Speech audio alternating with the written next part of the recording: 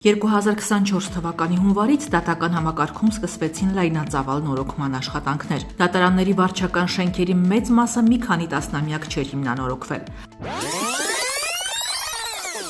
Կաթացող առաստաղներ, խափանված սանհանգույցներ, հակասանիտարական վիճակում էին կալանավորված եւ ձերբակալված անձանց ժամանակավոր պահման խցերը։ 2024 թվականին դատական դեպարտամենտի խնայողություններից գոյացած գումարներով 44 դատարանների վարչական շենքերից 26-ը հիմնանորոգվեց։ Դատավորներին հատկացվեցին արդյունավետ աշխատանքին նպաստող բոլոր անհրաժեշտ նյութատեխնիկական միջոցները։ Քրեական մասնագիտացման բոլոր դատարանները համալրվեցին ապացույցների հետազոտման համար անփոխարինելի կարևորություն ունեցող հատուկ մոնիտորներով։ Ամբողջությամբ վերակառուցվեց վերաքննիչ հակակոռուպցիոն դատարանի շենքը։ 2025 թվականին եւս հսկայական աշխատանք կար անելու։ Հունվարից սկսվեց Արարատի եւ Վայոց ձորի ընդհանուր իրավասության դատարանի Արտաշատի նստավայրի հիմնանորոգումը։ Շենքի նախասրահը, գրասենյակը, աշխատասենյակները, արխիվը, սանհանգույցները, նիստերի 3 դահլիճները, դատավորների եւ օգնականների աշխատասենյակները, պատշգամբները, միջանցքները, կալանախցերի վերանորոգումը, բակի բարեկարգումն ու ասֆալտապատումը։ Տարեվերջին մեր նկարահանումների ժամանակ դեռևս վերջին դետալներն էին տեղադրվում։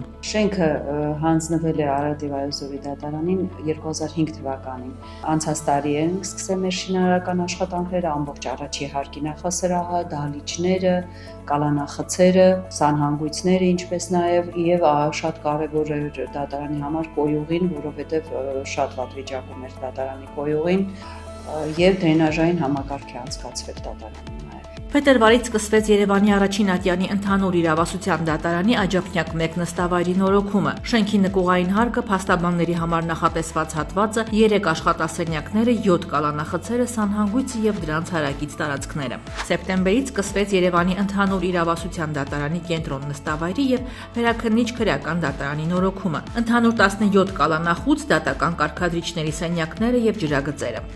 Այդ խցերը գրեթե 15-ից 20 տարի չէին վերանորոգվել եւ այս տարի տրամադրվել են միջոցներ եւ այդ միջոցների հաշվին կատարել ամբողջական վերանորոգում։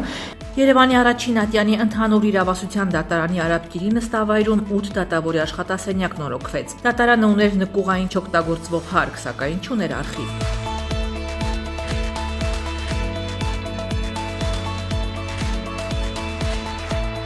Նկուղային հարկը նորոգվեց, դարձավ ընդարձակ հարմարավետ արխիվ։ Դատավորների եւ կազմերի աշխատասենյակները նույնպես նորոգվեցին։ Արխիվը որպես այդպեսի նախատեսված եղել վերևի հարկում, մի հարկ վերև,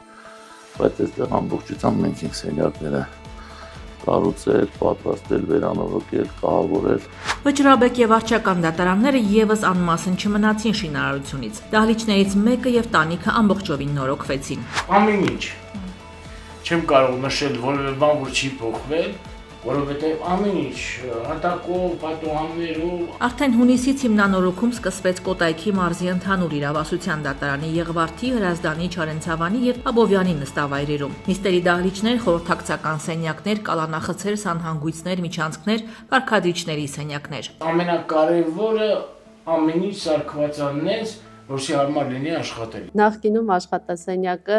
եթե փորձեմ նկարագրել, դա բաբերով նկարագրելու չեն։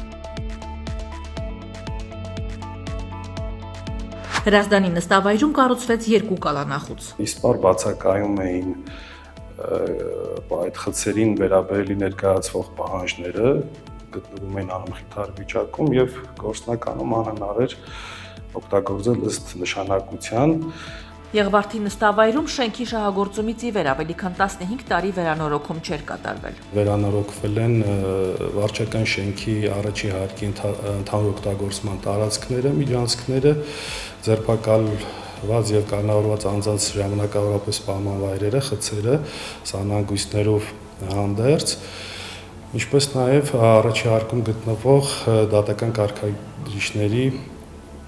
սենյակը, անցագրային կետը։ Գեղարքունիքի մարզի առաջին ատյանի ընդհանուր իրավասության դատարանի Վարդենիս եւ Գավառի նստավայրերում բոլոր կալանախցերը վերանորոգվեցին։ Աստիճանավանդակները, շենքի տանիքը հիմնովին փոխվեցին։ Մեկ դահլիճ կառուցվեց, եւս մեկ դահլիճում էլ ներքին հարդարման աշխատանքներ կատարվեցին։ Սևանի նստավայրում ամբողջովին փոխարինվեց էլեկտրական սնուցման համակարգը։ Երբևէ հիմնանորոգում չարված այս դատարաններում եւս ակնառու փոփոխություններ կատարվեցին։ Տավուշի մարզի ընդհանուր իրավասության դատարանի Դիլիջանի նստավայրում փոխվեց մոտ 20 տարի շարունակ կաթացող տանիքը։ Վերակառուցման եւ ձևափոխման արդյունքում 2 դատավորի աշխատասենյակ ավելացավ։ Նորոգվեցին միջանցքները։ Լոռու մարզի ընդհանուր իրավասության դատարանի Վանաձորի նստավայր հիմնանորոգումը սկսվեց օգոստոսից։ Փոխվեցին վարչական շենքի եւ կաթսայատան տանիքները, նորոգվեցին միջանցքները, սանհանգույցները, դատավորներից մեկի եւ կազմի աշխատասենյակները։ Սա հին շենքն է, հին դատարանի շենքն է եղել 88 թվականի երկաշարժից հետո պայմանները դոմիկային է եղել, վերջին անգամ մասնակի է եղել նորոգումը, տենց մեծ շինարական աշխատանքներ չի կատարվել։ Արագածոտնի մարզի Առաջինատյանի ընդհանուր իրավասության դատարանի աշտարակի նստավայրը նախկինում ուսումնարանի շենք է եղել։ Դատարանին հատկացվելուց հետո անգամ ամենահին աշխատողը աշխատակազմի նախկին ղեկավար Ավետիք Ավագյանն էլ չէր հիշում, թե երբ էր վերջին անգամ այստեղ շինարարական եռուզեռ եղել։ Օգոստոսից սկսված լայնածավալ շինարարությունը տարեվերջին մեր նկարահանման պահին էլ դեռ շարունակվում էր։ Ամբողջությամբ վերանորոգվել է առաստաղը, հատակը, պատերը ամբողջությամբ։ Նախքին ուրեմն ճաշարանի տարածքը ձևափոխվեց որպես 2 կազմի նստավայր, դատավոր իր կազմերով։ Տարեվերջին նորոգման ենթակա ի սկզբանե նախատեսված վարչական շենքերի թիվը համալրվեց։ Ամրացվեցին Արմավիրի մարզի ընդհանուր իրավասության դատարանի 2 նստավայրերի վարչական շենքերի տանիքները, ասֆալտապատվեց տարածքը։ Մեկ տարվա ընթացքում Երևանի եւ մարզային դատարանների 22 վարչական շենքերում դատական դեպարտամենտի ֆինանսական միջոցների արդյունավետ կառավարման արդյունքում խնայողություններից գոյացած ավելի քան 212 միլիոն դրամի ներքին հարդարում եւ հիմնանորոգում կատարվեց։ Ծրագիրը նախատեսվում է շարունակել նաեւ այս տարի։